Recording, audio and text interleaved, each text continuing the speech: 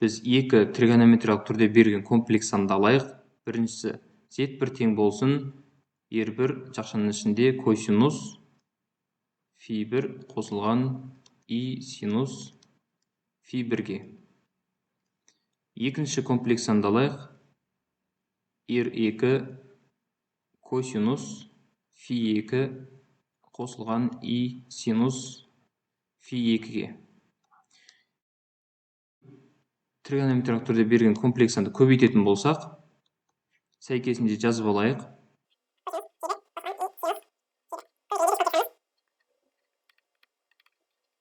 Тең болады.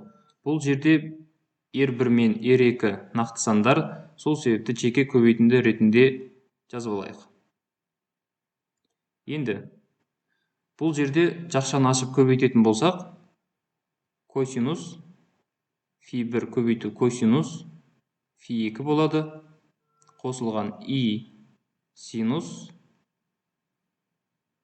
φ2 көбейту косинус φ1 болады. Қосылған қосу и синус φ1 косинус φ2 болады. Бұл жерде илердің квадраты минус 1-ді береді. Сол себепті минус синус φ1 көбейту синус φ2-ге. Жақсы жабылады, тең. Жаңа нақты сандардың көбейтін өзін жазайық. Енді байқап тұрсақ, бізде косинустардың көбейтіндісі тұр және минус синустардың көбейтіндісі тұр. Ол бізде береді екен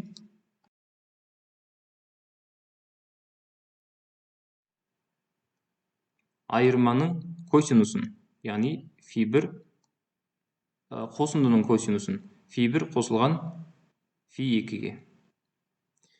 Енді қосу байқап тұрсақ, мынау жерде синус пен косинустың аралас көбейтінділері тұр. Бұл жерден и-ді жақшаның сыртына шығарып жіберетін болсақ, онда бізде қалады синус пен косинустың аралас көбейтіндісі. Бұл бізде қосындының синусын береді екен, яғни φ1 қосылған φ2. Яғни бұл жерден біз тригонометриялық түрде берілген комплекс сандарды көбейту формуласын алдық. z1 көбейтілген z2 тең болады радиус векторларының көбейтіндісіне косинус бұрыштарының қосындысына, яғни аргументтерінің қосылған и синус φ1 қосылған φ2-ге. Мінекей, бұл бізде көбейту формуласы екен.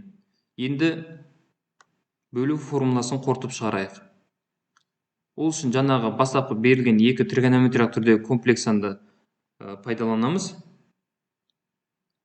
Яғни бұл жерде бізде болады z1 бөлінген z2-ге. Сәйкесінше жазып алайық.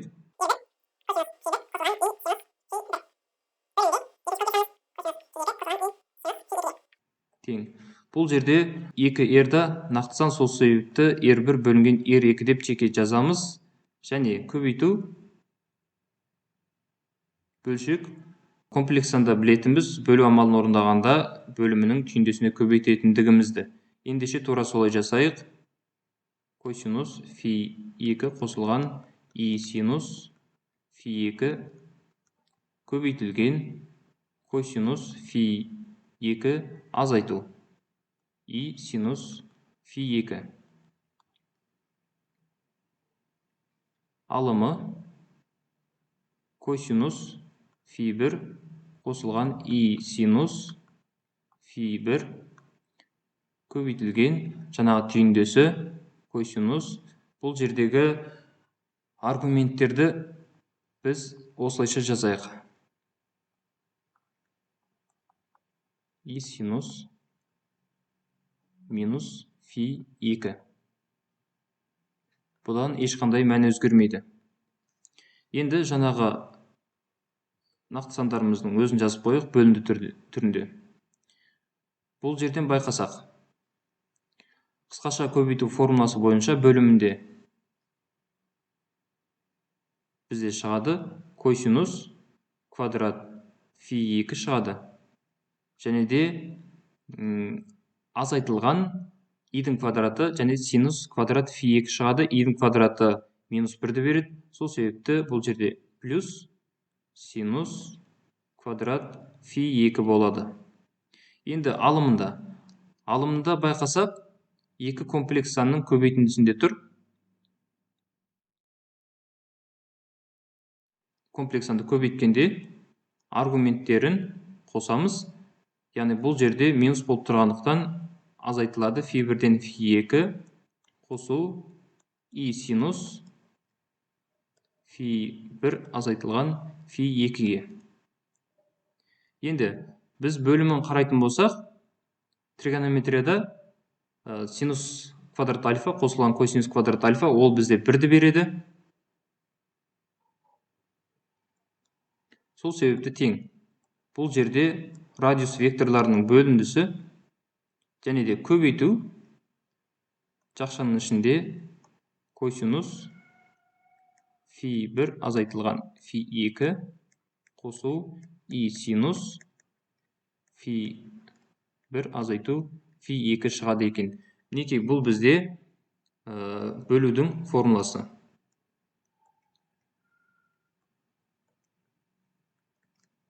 Ендеше ол дегеніміз радиус векторларының қатынасы және де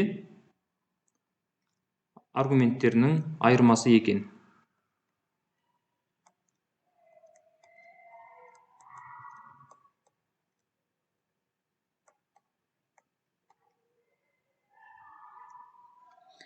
Мінекей бұл бізде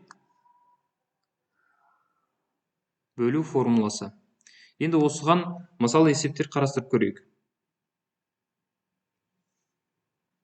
Бірінші мысалымызда Z1 тең болсын 2 еселенген косинус пи бөлінген 3 қосылған и синус пи бөлінген 3. Және де екінші комплекс санымыз болсын 3 косинус пи бөлінген 4 қосылған и синус пи бөлі 4. Мінекей, осындай екі тригонометриялық түрде берілген комплекс сан болсын. Енді осы екі комплекс санды көбейтетін болсақ, жаңағы формула бойынша екі радиус векторларын көбейтеміз. Яғни 2 көбейтілген 3. Жақшаның ішінде косинустың өзін жазамыз және аргументтерінің қосындысы. Ол бізде пи бөлінген 3 қосылған пи бөлінген 4. Қосу и синус сәйкесінше пи бөлінген 3 қосу пи бөлінген 4-ке. Ол дегеніміз тең болады 2, 3, 6 жақшаның ішінде косинус. Бұл жерде пи бөлі 3-ке пи бөлі 4-ті қосатын болсақ, 7 пи бөлінген 12 болады. Қосылған и синус 7 пи бөлінген 12. Мінекей бізде көбейтінді орындалды. Енді екінші мысал, бөлу амалына мысалы қарастырып көрейік. Бірінші комплекс санымыз бізде болсын косинус минус пи бөлінген 2 қосылған и синус минус пи бөлінген 2. Екінші комплекс санымыз болсын 5 косинус пи бөлінген 6 қосылған и синус пи бөлінген 6. Енді екі комплекс санды бөлетін болсақ, формула бойынша білеміз радиус векторларының қатынасы. Бұл жерде бізде